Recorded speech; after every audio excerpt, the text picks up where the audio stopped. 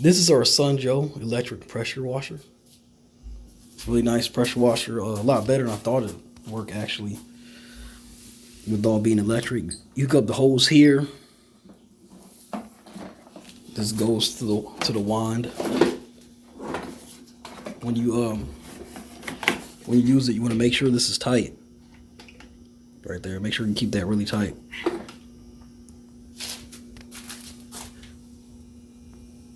Turn that on to add the pressure.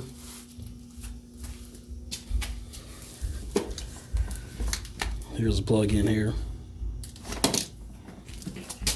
Here's all the pressure or tips to put on the wine. It's 3 of them. It's pretty nice. I'm gonna have to test them out. Sorry, do this one-handed. Different levels, so you're gonna have to test those out and see which type of pressure you like. Put the cleaner in there. I use this a lot on my vinyl fence because it gets dirty after I cut the grass. Excuse mess here in my basement, but yeah, I highly recommend it. Sunjo pressure washer.